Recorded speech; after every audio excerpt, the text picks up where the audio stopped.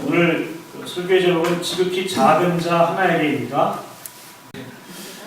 예수님께서 25장에 예수님이 오시는 때에 대해서 말씀하시면서 심판을 말씀하시잖아요. 그래서 오늘 저희가 읽은 양과 염소의 비유도 있고 열처녀의 비유도 있고 그 다음에 달란트의 비유도 있습니다. 제가 오늘 말씀드리고 싶은 아주 중요한 주제는 심판에 대한 겁니다. 심판이 있다. 심판이 있다는 얘기는 결국 하나님의 판결 때 우리가 선다는 얘기겠죠. 구약 시대나 예수님 당시 왕에게 가장 중요한 일이 있다면 죄진 사람을 벌 주는 겁니다. 그래서 왕이 보좌에 앉았다 그 얘기는 이제 곧 뭐가 시작된다는 겁니까? 심판과 판결이 있다는 거죠. 세상의 왕들은 판결을 통해서 사람들을 죄에 합당하게 벌을 주는 거죠. 하지만 하나님께서는 심판의 자리에서 사람들을 구원하시기 위해서 이 땅에 오신 것을 우리가 잘 알고 있습니다. 이 심판할 때 우리가 아주 중요하게 생각해야 될 첫 번째는 심판이 실제한다는 겁니다. 심판이 진짜 있는 것이고 심판대 앞에 우리가 서는 것이고 그 판결대로 우리의 마지막이 영원히 결정된다는 것을 우리가 알아야 될 줄로 믿습니다. 심판대 앞에 반드시 서는 것을 기억하지 않으면 우리의 영혼이 잠들어 버립니다. 그래서 하나님의 심판대 앞에 섰을 때 이미 늦어버린 겁니다. 그 전에 깨어서 하나님의 심판이 있음을 알고 나가야 될 줄로 믿습니다. 하나 더 넘겨주시면요. 하나 더 넘겨주시죠. 하나 더. 제가 옛날에 공부할 때 기장치기라고 해서 기독교 장로회는 사회의 복음을 많이 이렇게 애쓰는 그런 교단입니다. 거기서는 이제 어떤 개인의 복음보다는 사회의 구원 그런 것을 많이 외치는 그런 교단의 목사님이 이제 강의를 하시는데 그분이 이제 교인들을 섬기기 위해서 대학원에서 심리학을 공부했대요. 그래서 대학원 공부를 몇백만 원, 한 학기에 보통 400만 이상 되잖아요. 그래서 2학기를 하니까 꽤 많은 돈을 들여서 심리학을 공부했는데 심리학을 공부한 결론이 저거랍니다. 즉각적인 원동 반응. 여러분은 지금 돈 버시는 거예요. 뭐냐면 상대방이 얘기할 때 그 사람의 얘기에 대해서 즉각적으로 반응을 해주는 거예요. 그 사람 얘기를 즉각적으로 반응해 줄 때 그 상담하는 사람의 마음이 열린답니다. 근데 반응을 어떻게 하냐? 두 가지래요. 언동이잖아요. 언은 말씀이잖아요. 말로 반응해주고 동, 움직임으로 반응해주는 거예요. 그래서 그 사람이 내가 너무 기뻐요 그러면 그러냐고 이렇게 슬프면은 얼마나 그러냐고 이렇게 자기의 말과 자기의 몸으로 반응해 줄 때 그 상담하러 온 사람의 마음이 저절로 열려서 얘기하다가 그냥 해결받고 간답니다. 하나님의 나라도 그런 것 같아요. 즉각적인 언동 반응. 주님이 오신다 그러면 어떻게 한다고요? 즉각적으로. 아 그렇군요. 주님이 오시는군요. 이런 반응이 우리 가운데 있어야 될 줄로 믿습니다. 즉각적으로 반응할 때 우리 안에 뭐가 있다는 거예요? 깨어 있다는 겁니다. 습관이 되어져 있고 체질화된 겁니다. 운동선수들 재밌는 얘기가 있습니다. 영국의 엘리자베스 여왕의 남편인 필립이라는 사람 있죠. 그리고 야구하다가 지금 은퇴한 박찬호라는 사람 있죠. 또 골프하다가 지금 열심히 이루는 박세리라는 사람 있죠. 이 세 사람의 공통점이 있답니다. 공을 가지고 있다. 공. 필립 공. 안 웃기시죠? 반응이 안 오시는 분들. 그리고 엘리자베스 여왕하고 박세리하고 박찬호의 공통점이 있답니다. 이것도 감이 안 오시죠? 다 공주 출신입니다. 공주. 엘리자베스 공주, 박찬호와 박세리는 공주 출신입니다. 지역적으로. 안 오시죠? 많이 안 오십니다. 저도 가끔 개그 콘서트를 보면은 막 웃어요. 멘붕스쿨? 도대체 그런 프로를 저는 왜 하는지 모르겠어요. 근데 우리 애들은 너무 웃긴다는 거야. 막 이상한 애들 나와가지고 제가 볼 때 정신 이상 같은데 학교가 아니라 그건 정신병원이잖아요. 재밌다고 웃는 거예요. 아직 이렇게 교감이 안 되는 게 교감이. 이해되시죠? 저하고 여러분은 지금 교감이 안 되는 겁니다.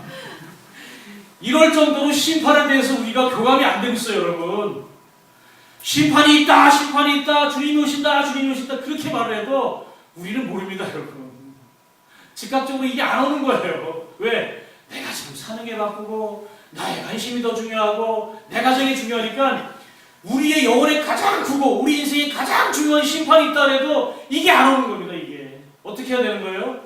훈련해야 됩니다.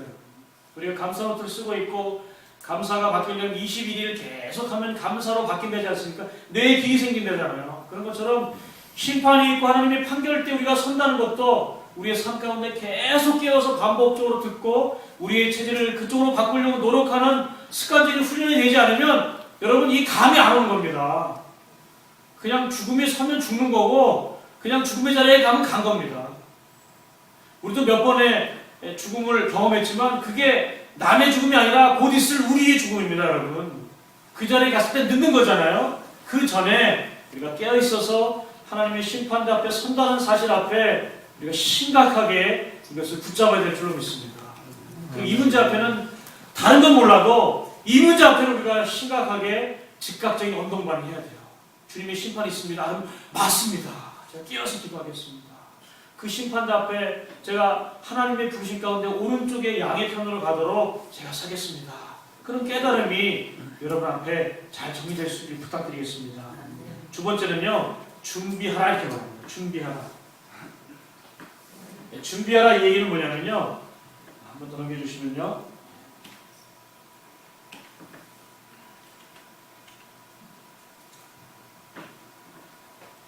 준비하라는 얘기는 징조가 없이 갑자기 나는 거예요. 징조가 없다는 거예요. 뭐가 온다, 만약에 거미가 거미줄을 친다, 하늘에 먹구름이 몰려온다, 이런 것들은 징조잖아요. 그래서 그걸 보고 우리가 뭐 비가 오겠다, 날씨가 맑겠다, 또 어른들은 어린아이가 이렇게 브라질이라고 하지 않습니까? 하면 비가 올라오나, 뭐 그런 얘기 했잖아요. 그런 것처럼 어떤 징조들을 가지고 알고 있는데 주님의 다시 오심은 징조가 없습니다. 갑자기 임하는 거예요. 2012년 12월 21일 여러분 들어보셨습니까? 마야의 달력에는요 그날 이후에 없대지 않습니까? 그래서 사람들이 2012년 12월 21일은 지구의 종말일 것이다, 그게 징조일 것이다, 그런 얘기 했습니다. 2032년에 엄청나게 큰 행성이 날아와서 지구를 부탁했습니다. 여러분 위험해 있대요. MBC 뉴스에 나왔어요. 세상은 그런 징조들이 있다 그러고 그런 징조들을 가지고 세상이 멸망한다 그러지만 여러분 하나님의 말씀은 정반대입니다. 징조가 없답니다.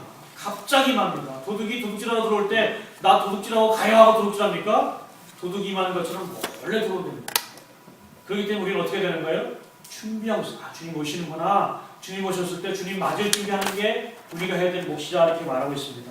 세 번째는요, 충성하라 이렇게 말합니다. 충성하라. 충성하라는 얘기는 다른 말로 말해서 달란트의 비유를 통해서 알 수 있습니다. 주님께서 우리 각 사람 한 사람 한 사람에게 하나님의 나라를 완성하고 우리의 삶을 꾸려가도록 달란트 주셨습니다. 그런데 달란트가 차이가 있습니다. 어떤 사람은 한 달란트, 어떤 사람은 5달란트, 어떤 사람은 10달란트 이렇게 많이 차이가 있는 골고루. 어떤 사람은 찬양을 잘하고, 어떤 사람은 기도를 잘하고, 어떤 사람은 성경을 잘하고, 어떤 사람은 일을 잘하고, 비즈니스를 잘하고, 어떤 사람은 충성대 일을 잘하고, 뭐 다양한 종류의 하나님께 달란트를 주셨습니다. 근데 이 달란트에서 우리가 알 수 있는 건 뭐냐면 달란트를 가지고 있으면 안 된다는 거예요. 그 달란트를 가지고 그걸 땅에 묻으면 안 되는 거예요.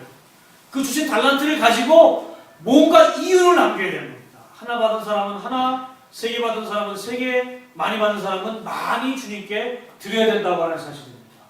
달란트를 가진 것만으로 그냥 가지고 살면 하나님 앞에 인정받지 못합니다. 이 얘기는 뭐냐면 하나님 나라에 갈 때 하나님이 우리를 판결하시는데 우리에게 준 것 가지고 판결하시는 거예요. 내가 너에게 1개 줬는데 너 1개를 남겼다. 100% 자는 겁니다. 3개를 줬는데 3개를 남겼어. 100% 자는 겁니다. 근데 어떤 사람이 10개를 줬는데 그 10개를 가지고 그냥 땅속에 물어버리거든요. 그럼 하나님이 그 사람을 악하고 게으른 종으로 인정합니다. 이 얘기는 뭐냐면 하나님이 우리에게 주신 걸 가지고 하나님의 은혜를 받고 하나님의 믿음을 가지고 살아가는 건 좋지만 하나님의 일하신 가운데 마음껏 우리가 충성하도록 도전하는 말씀이죠. 기다리지 말고 하나님의 일을 향해서 나아가라는 얘기를 합니다.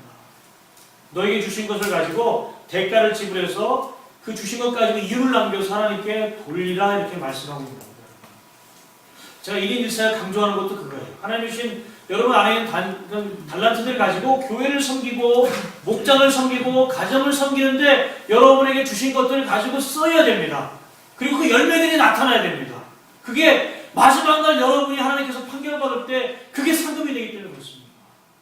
교회를 섬기고 목장을 섬기고 지체를 섬기는 게 그 섬기는 게 합당한 예의 때문에 그런 것도 있지만 믿음이 성장할수록 섬기고 마땅히 드려지는 게 맞지만 그 섬김이 마지막 여러분 천국의 영원한 삶에 하나님의 상급의 기준이 되게 그렇습니다. 이 땅에 우리가 수고한 것이 없어지는 게 아니라 그대로 하늘나라에 드려지게 됩니다. 그런 것 때문에 여러분이 이 달란트 가진 것 가지고 열심히 충성해 가면 좋겠습니다. 내 삶은 이렇게 끝나나 봐. 나는 이 팔자인가 봐. 예수 믿는 사람에게 팔자는 없습니다. 팔자가 있어도 주님이 다 열어주세요. 팔자 다 풀리게 해주십니다. 그러나 가만히 있으면 그 팔자가 열리질 않는 거예요. 그걸 가지고 도전해갈 때 하나님께서 운수대통하는 길 가운데 여러분의 삶을 인도할 줄로 믿습니다. 그렇기 때문에 주님이 오신다. 주님이 심판하신다. 나에게 무엇을 주셨다. 그럼 내가 어떻게 한다? 충성되게 섬기겠다. 내가 대가를 지불했다. 나에게 건강 주셨으면 일하겠다. 나에게 지혜를 주셨으면 그 지혜 갖고 합당히 일을 하겠다. 그런 도전들이 여러분의 삶 가운데 나올 때 심판대 앞에 정말 온전한 하나님의 판결을 받고 기뻐 하나님의 감출로 믿습니다. 네 번째는 심판에 있다는 것은 완전한 구분으로 끝난다는 거예요. 양과 같이 오른쪽으로, 염소와 같이 왼쪽으로 여러분의 예수 믿는 사람의 선행을 통한 하나님의 판결이 완전히 끝납니다. 그 이후에 판결이 없습니다. 그게 최종적인 판결입니다. 그렇기 때문에 그 마지막 판결 앞에 우리가 어떠한 자세로 서야 되는 것이 정말 중요하고 우리의 믿음의 자세가 이제 어떻게 한 해를 헤쳐나갈 것인가 하는 기준을 오늘 예배를 통해서 여러분이 확실히 붙잡고 달려나가실 수 있기를 주님의 이름으로 부탁드리겠습니다. 자, 하나님께서 심판하시는데 그럼 그 심판의 기준이 뭐냐는 거죠. 심판의 기준을 잘 알아야 그 위에 서지 않습니까? 우리가 뭐 시험을 본다든지 뭐 할 때도 시험의 범위가 있잖아요. 그리고 어디 대회 나갈 때 그 대회의 심판이 어떤 사람이 민감하게 알고 그 사람의 기준에 맞춰서 이렇게 준비를 하는 것을 알 수 있습니다. 마찬가지로 예수님이 심판 주시면 그 심판주의 심판의 기준이 있고 평가의 기준이 있습니다. 그것을 붙잡고 거기에 맞춰서 하면 되는 거예요. 오늘 저희가 읽은 마태복음 25장 40절에 이렇게 말합니다. 너희가 여기 내 형제 중에 지극히 작은 자 하나에게 한 것이 곧 내게 한 것이다 이렇게 말하고 있습니다. 그러므로 너희가 여기 내 형제 중에 라고 하는 말을 우리가 한번 잘 귀담아야 됩니다. 내 형제, 다른 말로 말하면 뭐예요? 예수님의 형제. 좀 더 확대하면 뭡니까? 예수 믿는 형제자매들, 우리 교인들, 목장 식구들, 우리 가족들, 이런 예수 믿는 사람들이 예수님의 형제라 이렇게 말하는 것을 보게 됩니다. 즉 우리의 선행의 우선순위를 예수 믿는 사람들에게 주라 이런 말씀하십니다. 내 형제 중에 이렇게 말하는 것을 볼 수 있습니다. 예수님께서는 먼 데 있는 외국에 있는 이름도 모르는 사람에게 선행보다는 각각 예수 믿는 얼굴을 보는 사람들에게 선행을 먼저 우리들에게 요구하고 있습니다. 그 얘기는 뭐냐면 먼 데 있는 사람들에게는 얼마든지 우리가 선행과 우리 앞을 가리고 좋은 일 할 수 있지만 우리를 알고 우리 얼굴을 알고 속을 아는 사람들이 우리 내면이 다 드러나 있잖아요. 그 사람들에게 선행한다는 것은 어떤 면에서는 더 힘들 수 있습니다. 그렇기 때문에 더 힘든 요소 가운데 예수님께서는 형제로 인정하고 예수님처럼 보고 그 사람들에게 선행을 하라고 심판의 기준을 분명히 우리에게 제시해주고 있습니다. 그런 것들은 하나님 나라에서 절대 잊어먹는 요소가 아닌 겁니다. 저는 최근에 하나님의 뜻이라고 하는 책을 읽었습니다. 그 책에 나오는 주인공은 대학교에서 이제 강의하는 교수인데 차를 타고 오다가 장모님, 자기 와이프, 그리고 딸 셋의 아들 하나, 자기 이렇게 타고 오다가 건너편에서 이렇게 중앙선 7번 가는 차에 정면으로 부딪혀가지고 그 자리에서 장모하고 자기 아내하고 자기 딸애가 그 자리에서 직사를 했어요. 그리고 자기하고 딸들하고 아들 하나만 살아남았습니다. 비참하잖아요. 신학교 교수입니다. 하나님의 간섭하심, 하나님 왜 이런 고통을 주셨나? 이런 것들에서 고민하면서 이렇게 풀어가는 그런. 근데 저는 그 책을 이제 하나님의 뜻이라고 하는 겉장을 보고 한 장을 넘겼습니다. 한 장을 넘겼는데 겉표지에 이제 그 책을 쓰면 선사하는 사람들의 이름이 나오잖아요. 근데 그 책에 이렇게 써 있습니다. 내게 너무나 분명한 하나님의 뜻인 자기 자녀 3명 이름을 쓴 거예요. 내게 너무나 분명한 하나님의 뜻인 누구에게 이 책을 드립니다. 저는 그거 읽고서 책을 덮었어요. 책을 도저히 더 진도가 못 나가는 거예요. 하나님의 뜻, 하나님의 나라를 위해서 인생을 다 바치고 몸을 불사르고 뭐 선교제 가서 죽으면 죽이라 가고 뭐 저는 그런 걸 생각했거든요. 저는 사실 북한 순교를 순교. 순교는 아무것도 아니에요. 순교. 김정일을 회개하라 이거 하고 죽게 하는 거 이런 거 있지 않습니까?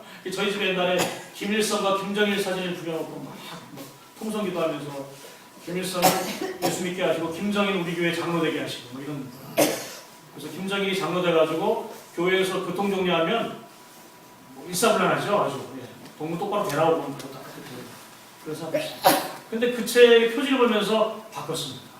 지금 여기에서 내 형제, 내 가족에게 하나님이 원하시는 말씀을 제대로 하지 못하면서 무슨 하나님의 뜻을 하겠습니까? 그들이 하나님의 뜻이고 그들 가운데 내 인생을 다 던지는 게 하나님이 원하는 삶이다. 그걸 제가 발견했습니다. 그리고 교회 카페에 올렸어요. 어떤 집사님이 나는 이미 알고 있어요. 깊은 또 도를 깨달은 분이 계셔가지고 도전을 받았습니다. 하나님의 뜻, 교회 성도들, 목장의 목장 식구들, 내 가족들이 하나님의 뜻입니다, 여러분. 그들에게 내가 최선을 다하는 거, 그들 위해서 생명을 다할 정도로 내가 사랑하는 거, 그것 말고 다른 것을 하나님의 뜻을 찾는다. 그거 찾다가 가까운 사람들에게 하나님의 뜻을 다 놓쳐버리면 하나님의 심판다 그러면 분명히 옳다 인정받지 못할 것입니다. 그러면서 제 생각이 많이 바뀌었습니다. 많이 바뀌었어요. 저는 사실 불평을 많이 하는 스타일이거든요. 투덜대고 뭔가 미래적인 완성된 것을 보고 막 얘기하는 사람인데 현실을 만족하자. 현실에 충성하자. 다니엘 더 놀아라. 공부를 그렇게 많이 하면 안 돼. 더 놀아. 혜린이 쉬어. 쉬라고. 그랬더니 가방 싸고 도서관을 가네요. 텔레비 더 봐. 저희 텔레비 없으니까 컴퓨터 더 해. 그래. 마음껏 놀아. 애들이 안 놀아요. 제가 바뀌지 애들이 바뀌는 것 같아요. 전 집사람에게 불만이 많았었거든요. 뭘 안 해줘 자꾸. 제가 더 해줘. 잔도 깔아주고 청소기 돌리고. 그래도 옆에 있는 게 얼마나 감사합니까? 할렐루야. 어떤 사람은 그런 데잖아요. 아침에 왜 눈 떴냐고 남편을 때린다 그랬다고요? 눈 떠도 아무 얘기 안 해요. 네. 아무 얘기 안 합니다. 밖에 갔다가 와도 왜 하냐고 문 잠기지 않아요. 너무 감사해. 하나하나 감사. 이게 하나님의 뜻인가요? 이 하나님의 뜻, 내 형제, 예수 믿는 사람, 내 가족, 이 사람들에게서 하나님의 뜻을 발견하지 않고 내 인생이 거창한 걸 찾고 뭘 해야지 발작 도루묵입니다. 하나님께 아무 평가 없습니다. 내 남편을 향해서, 내 아내를 향해서, 내 가족을 향해서, 내 형제를 향해서 이게 하나님의 뜻이다. 이것이 내가 목숨 걸고 해야 됩니다. 이거 발견하면 여러분 성공한 겁니다. 다른 거 찾다가 가장 중요한 거 놓치는 어리석은 자들, 그런 자들이 미련한 자입니다. 저는 40년 넘게 미련하게 살아온 걸 제가 깨달았어요. 그게 멋인 줄 알았습니다. 많은 사람들 앞에서 죽으면 죽으리라, 지나 죽지 이러면서 하고 뭐 이렇게 하면 되겠냐고 뭐 똑바로 하라고 얼마나 창피한지 모르겠어요. 얼마나 창피한지. 예수님의 형제에게 최선을 다해서 하나님의 뜻을 이루도록 애쓰고 기도하고 섬기는 것, 그것만큼 하나님 앞에 소중한 게 없습니다. 가정이 소중해서, 목장이 소중해서, 교회가 소중해서, 그것 가운데 내가 드려지는 게 너무 감사해서 열심히 섬기는 것, 그게 하나님 앞에 진짜 칭찬받고 하나님이 착하고 충성된 종으로 인정해서 영원한 기쁨에 들어가라고 초청하는 그 하나님의 은혜인 줄 여러분 믿고 도전하시길 부탁드리겠습니다. 여기서 끝나면 안 되는 거예요. 두 번째 뭐라 그래요? 지극히 작은 자. 자, 넘겨주시죠. 앞입니다. 앞에. 한 장 넘겨주시죠. 뒤로. 한 장만 더. 이겁니까? 예. 지극히 작은 자들인데, 나중에 이거 먼저 하겠습니다. 자, 예수 믿는 사람들이, 제가 로마 이제 예수님 당시의 이야기를 좀 하고 싶은데요. 그 로마 시대의 그 그리스도인들의 어떤 그 시대적인 오명이 됩니다. 살펴봤는데 첫 번째는 로마 사람들은 인권이 하늘로부터 내려온다 그랬어요. 그래서 왕을 누가 준다? 신이 준다 그래서 왕권 신수설. 왕이 되는 것은 하나님이 주어서 된다. 가난한 사람도 신의 뜻이다. 근데 기독교는 어떻게 해요? 평등하다는 거죠. 모두가 자유하다는 거죠. 이것은 로마의 어떤 신분 사회를 위협하는 요소가 돼서 그리스도인들을 배척하게 됩니다. 두 번째는 로마는 모든 신들을 다 섬기는데 기독교는 유일신만 섬기는 존재들. 그리고 황제를 섬기는데 우상숭배로 그들을 믿지 않고 또 성만찬을 피를 마신다, 세례해주는 것을 도외한 이런 요소들을 가지고 로마인들이 오명을 받습니다. 로마 역사 타키투스라는 사람은 이렇게 그 당시에 기독교인들을 평가했답니다. 그리스도인들은 그들의 추행 때문에 미움을 받았다. 그들의 신앙을 지키고 그들의 가치관을 지킨 것이 로마 사회와 반대되는 측면 때문에 추행이라고 얘기하면서 그들을 핍박하고 박해하고 이렇게 하는 것을 볼 수가 있습니다. 자, 다음 넘겨주시면요. 반대로 그리스도의 선행을 한번 보면 좋겠습니다. 한 장만 넘겨주시면 여러분 제가 이제 한 장만 더 불러주시면 뒤로. 이게 그 성녀 세실리아라고 하는 조각상입니다. 로마 시대에는 예수 믿는 사람들을 이렇게 참수하거나 화형한 다음에 그 시체를 묻어주는 것을 법으로 금했답니다. 그런데 이 세실리아라는 여자하고 발렌시아라는 남편하고 이제 결혼했는데 이 사람들이 독실한 기독교 신자였답니다. 아주 지위도 높고. 근데 어떻게 믿음을 지키다가 순교당한 사람들의 시체를 길거리에 버려줄 수 있냐. 그래서 남편이 자기 형제하고 그 사람들의 시체를 매장해줬대요. 그게 발각돼서 남편과 시아버님이 또 이렇게 신동생들이 다 죽게 된 겁니다. 그리고 이 여자에게도 압박이 왔겠죠. 이 여자가 또 자기 마음에 감동이어서 견딜 수가 없어 또 죽은 사람들을 몰래 밤에 가져다가 이제 또 매장을 해줬답니다. 그게 발각이 돼서 로마에서 병사들이 와서 이 여자의 목을 도끼로 잘랐죠. 목에 보면 좀 상처가 있죠. 잘랐답니다. 그 여자의 숭고한 뜻과 정신이 너무 존귀해서 믿는 사람들이 이 여인의 시체를 가지고 이제 카타콤에 가서 이제 무덤에 잘 안치했답니다. 나중에 이제 기독교가 자유화되면서 로마 황제가 이제 성녀로 추앙할 때 사람들이 다시 가서 그 시체를 꺼내왔는데 시체가 썩지 않고 그대로 있었대요. 그래가지고 잘려진 목을 다시 붙이고 이제 그런 모양을 놓고 이제 관에 올려놓고 이것이 이제 일종의 기독교인들의 어떤 선행의 이제 그런 뜻이 된 것을 볼 수가 있습니다. 사회가 아무리 기독교가 뭐 추행을 한다, 개독교라 얘기해도 기독교 안에 숨겨진 선행들이 많이 있는 걸 우리가 잘 알고 있습니다. 이 마지막 세대에 사단은 계속해서 선행의 문제를 가지고 우리를 덤벼들 것입니다. 그럴 때 우리는 지극히 작은 자들을 향한 선행으로 세상을 향해서 정면 도전하는 윤리가 다시 회복할 필요가 있습니다. 한번 보시면요. 성경에 이런 말씀이 있습니다. 같이 한번 읽어보면 좋겠는데요. 시작. 가난한 자를 불쌍히 여기는 것은 여호와께 꾸어드리는 것이니 그의 선행을 그에게 갚아주시리라. 가난한 사람을 돕는 것은 하나님께 빚주는 거예요. 그럼 하나님이 그 사람을 갚아준다 이렇게 말합니다. 여러분, 우리의 섬김이 그냥 내가 여유가 있고 내가 착한 의지 때문에 도와준다라고 끝나는 것이 아니라 영적인 의미는 뭐예요? 하나님의 통장에 저축되는 겁니다. 그리고 하나님이 내 필요에 맞춰서 나에게 공급해 주는 겁니다. 하나님의 나라는 공짜가 없습니다. 하나님은 우리가 베푸신 선행에 넘치도록 부어주시기 때문에 우리가 가난한 자들을 향한 선행을 반드시 마지막 심판의 때에 해야 될 줄로 믿습니다.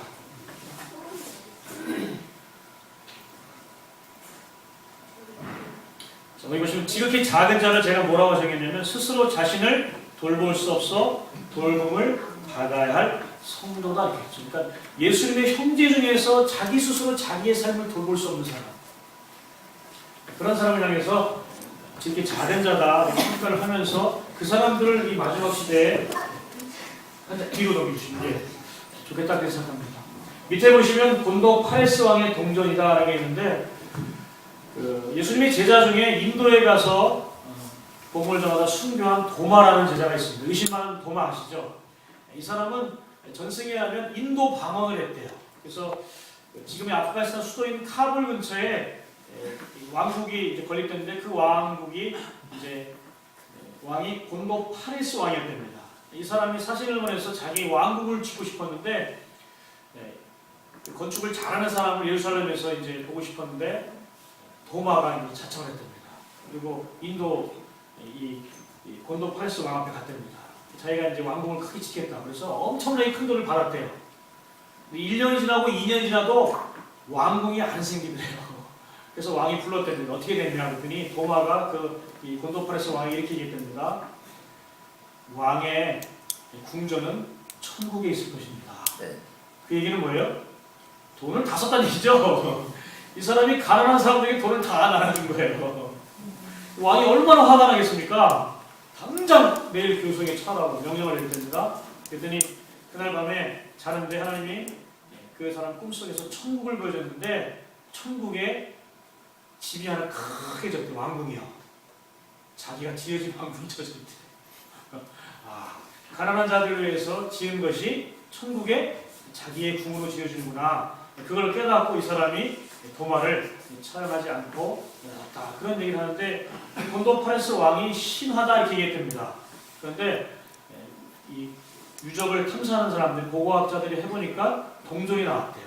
실제 이 왕이 있었고 이 사람의 활동 시기가 AD 50년, 그러니까 도마가 살던 시대에 왕이었다 하면서 도마의 인도 선교와 이 왕의 일들이 이야기되면서 그동안 전승으로 내려오던 도마의 이런 일들이 사실이다 이렇게 밝혀지고 있습니다.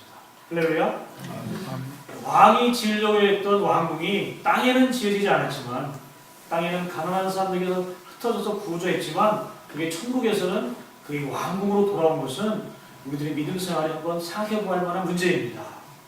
우리가 지으려고 했던 집들, 우리가 누리려고 했던 것들이 이 땅에서만 끝난다면 우리는 어리석은 자입니다. 그것이 영원한 하늘나라에 지른다면 우리는 마땅히 지극히 작은 자들이라는 선행 가운데 우리의 삶이 들어져야 할 필요가 있습니다. 한번 같이 읽어볼까요? 시작. 스스로 자신을 돌볼 수 없어 돌봄을 받아야 할 성도. 이 사람들이 예수님께서 형제로 부르시고 지극히 자라 부른 자, 작은 자라. 이 사람들을 향한 이 말세의 선행 가운데 우리가 심판의 기준이다 믿고 이 사람들을 향한 선행을 우리가 반드시 해야 될 줄로 믿습니다. 한 예를 들어보겠습니다. 고독사, 여러분 들어보셨습니까? 혼자 죽음을 맞이하고 일정한 시간이 지난 뒤에야 발견되는 고독한 죽음.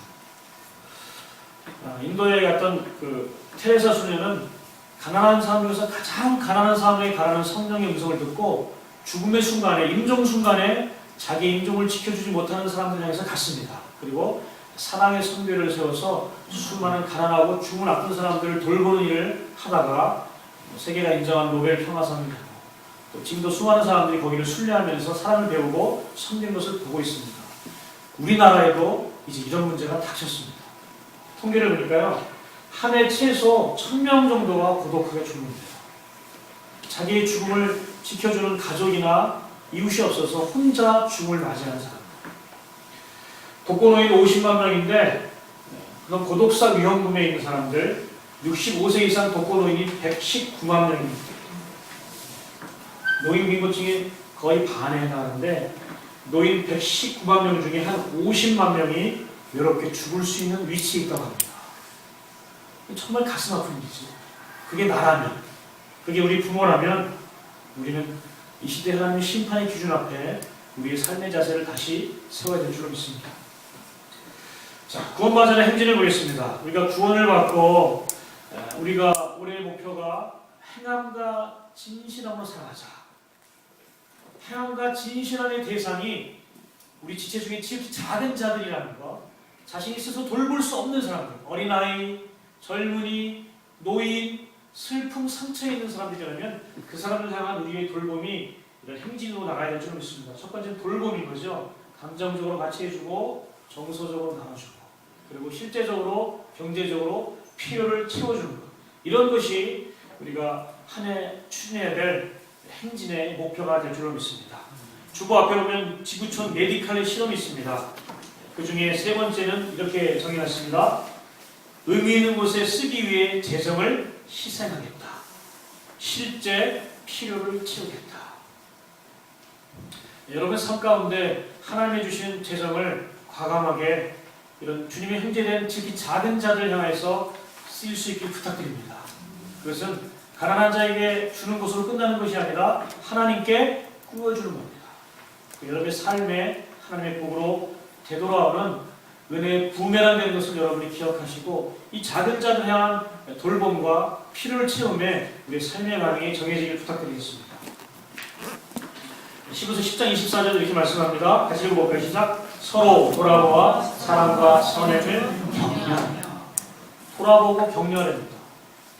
우리 이런 하나님 말씀에 순종하는 한 해가 되시길 주님의 이름으로 축복합니다. 아주 중요한 것은 뭐냐면 기다리지 말고 찾아가는 겁니다. 도움을 줄 사람이 나에게 와야 도와주지 세상은 그렇게 우리들에게 도움을 다가오지 않습니다. 주님 우리들에게 찾아가라고 말씀하고 있습니다. 예수 믿는 사람 중에 가난한 자들에게 찾아가서 그들에게 도움을 주라 이렇게 명령하고 있습니다. 한 사례를 말씀드리겠습니다. 아시겠지만 그 장애인을 둔 부모들에게는 재활병원이 잘 알려지고 있습니다.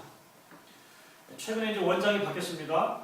이분이 원장이 바뀌고 이틀 후에 놀라운 사건이 발생했습니다. 나이는 40대 중반 된 분인데 지능은 한 7살 되는 분이 있다가 이제 보호자 같이 있다가 보호자는 보호자끼리 어울리는 이제 하는데 이 사람이 슬슬 걸어 나갔답니다. 병원을 나갔대요. 그리고 아주 나갔답니다. 나중에 그걸 알고 보니 이제 그 사람을 찾으러 간 거예요. 왜냐하면 7살 지능이니까 어디로 가면 모르는 거예요. 그래서 병원 직원들, 뭐 의사들, 간호사들, 또 환자 보호자들이 다 찾아났답니다. 근데 몇 시간 후에 연락이 왔는데 지하철 CCTV에 찍혔대요. 지하철 어디로 탔는지 모르잖아요. 그래가지고 지하철을 타고 다 사람들이 찾아 나왔답니다. 그 다음날 경찰서에서 연락이 왔대요. 어디 경찰서에 있다고. 다행히 그 지하철에서 이렇게 일하시는 분들이 보고 이렇게 해서 올려가지고 미아 그걸 발생해서 찾았다는 거죠. 근데 놀라운 일이 발생했대요. 그 소식을 들은 사람들 한 사람 한 사람 모이는데 그 병원에 있는 사람들이 다 그 경찰서로 왔대요. 병원에 있는 사람들이 그 잊어버린 자를 찾아서 다 나간 거예요. 고를 수 있는 사람은. 다 나와서 그 사람을 찾다 서로 이제 문자하고 소식을 하면서 그 사람이 어느 경찰서에 있다는 사실을 안 다음에 그 사람들이 전부 다 그 경찰서로 모인 거예요. 너무나 감격스러운 것을 경찰서에서 경험했답니다. 그리고 그 다음날 놀라운 헌신이 일어났답니다. 원장이 도나스를 다 쌌대요. 수십만 원을 들여서 너무 감사하다는. 저는 이 간증을 들으면서 기다리지 말고 찾아가는 것. 그것은 우리의 수고가 있을 수 있습니다.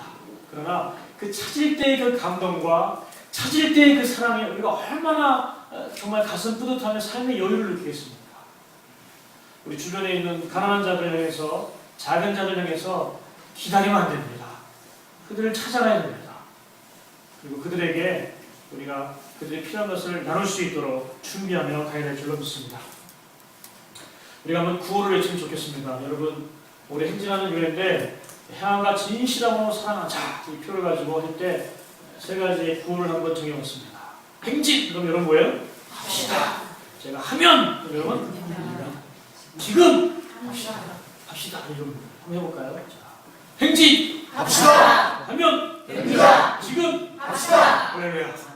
이렇게 일침 잘하시다니 될 것 같습니다. 그렇습니다. 이 행함과 진실함의 사랑은요 어떻게 하면 된다고요?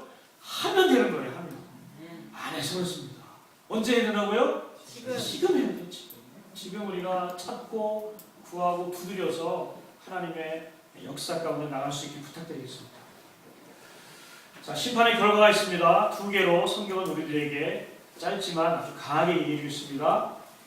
특히 가난한 자들을 찾아서 그들이 목마를 때 마시우고 추울 때 옷 입히고 감옥에 갔을 때 찾아주고 배고플 때 먹여준 사람들, 그 사람들에게 하나님은 양이라 부르시고 인정받았다 부르시고 오른편으로 가라 그러면서 그들에게 복 받을 자들이다 이렇게 명칭하고 있습니다. 그들에게 어떤 복이 있습니까? 영생이 있습니다. 영생. 그래서 이렇게 말씀하세요. 나와 창세로부터 예비된 나라를 상속받아라. 할렐루야. 우리가 특히 작은 자들을 기다리지 않고 찾아가서 선행을 베푸신 것은 우리의 심판이 심판으로 멸망으로 떨어진 것이 아니라 판결로 영원한 상급으로 가는 복된 자리인 줄로 믿습니다. 그렇지만 반대가 우리에게 경고를 줍니다. 저주를 받은 자들 떠나라! 마귀와 그 사자들을 위하여 예비된 영원한 불에 들어가라. 영원한 불에 들어가서 누가 하고 있다고요? 마귀와 그 사자들 하고 있습니다. 영원토록 마귀하고 사는 게 이 하나님의 말씀에 순종하지 않는 심판의 결과입니다. 이것은 우리의 구원의 근거가 우리의 선행이 있다고 말하고 있는 것은 아닙니다.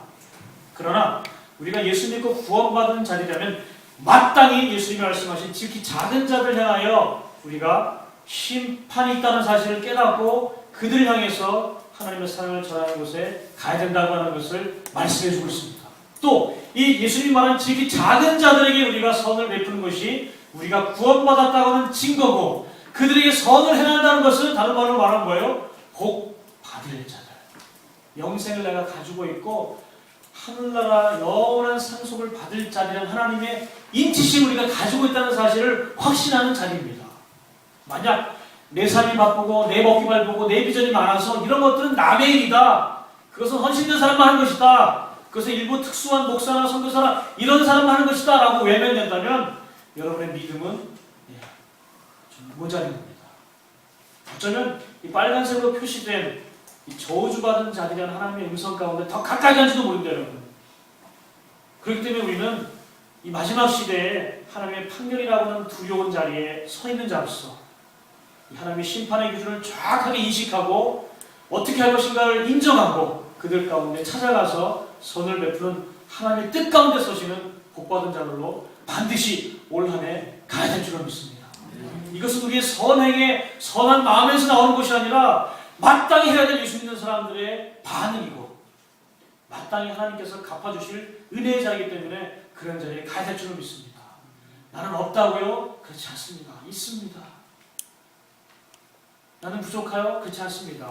나를 있습니다. 여러분, 우리가 감사노트 쓰면서 발견하지 않습니까? 수많은 감사거리들. 아침에 출근할 때 사람이 많다고요? 출근하는 직장이 있잖아요. 할렐루야. 아침에 때리지 않는 아내가 있는 거 얼마나 감사합니까? 속속여도 나를 위로해주는 우리 자식이 있는 게 얼마나 감사합니까? 감사할 게 그렇게 많은데 우리가 어찌 복받은 자들이 아니겠습니까? 그렇다면 이제 우리는 지극히 작은 자들 향한 이 행진을 올 한 해 해야 될 줄로 믿습니다. 그리고 위대한 이 지구촌 레드칼 실험, 내가 정말 실제적인 필요를 위해서 쓰여보겠다, 이런 사실 가운데 여러분의 인생을 한번 결단하시길 부탁드리겠습니다. 하나님의 가품이 있을 것입니다. 제가 어제 홍 집사님하고 어떤 선교단체를 갔습니다. 근데 대단한 선교단체입니다. 이 노 목사님인데 머리가 완전히 화하세요. 80이 넘으신 분인데 지금도 선교지를 다니는 분인데 선교사 한 명에게 매칭을 시켜가지고 그 선교사 힘들지 않게 하도록 뭐 5만원, 10만원 이렇게 매칭을 해주는 거예요. 그래서 그 선교사 이렇게 도울 수 있도록. 근데 선교사를 간 분들이 다 힘들고 어려워서 낙담되고 뭐 15년 일하신 분, 뭐 8년 일한 분들 포기하고 돌아가야 되겠다, 어떻게 되나 그런 낙담될 때 그분하고 연결되어서 10만원을 가지고 엘리야가 기도할 때 손바닥만 구름을 본 것 같이 하나님 역사하심을 경험한 거예요. 다시 선교사에게 드려지고, 어떤 분은 아마존에서 복음을 전하는데 머리가 까마세요. 그래서 젊으신 분이다, 뭐 한 60대 됐겠다 그랬더니 자기가 염색하고 오셨대요. 나이가 74세. 근데 아마존을 누비면서 교회를 10개를 개척하신 분이에요. 대단한 은혜입니다. 제가 그걸 보면서 인생이라고 하는 게 결국 하나만 남을 것인데 그 남는 인생 가운데 우리의 삶을 한번 드려보면 좋겠다. 내가 받은 은혜가 어딘데 그 은혜 가운데 더 드리는 삶을 결단하고 가야겠다, 그런 생각을 하게 됐습니다. 우리 교회 안에, 여러분의 개인 안에, 여러분 가정 안에 있는 것을 감사하고 또 하나님 앞에 드려진 인생을 통해서 천국에서 귀하게 하나님의 나라를 누리시는 복된 삶이 되기를 부탁드리겠습니다. 우리 찬양 한잔 하시면서 말씀을 생각하면서 결단하고 나오면 좋겠습니다.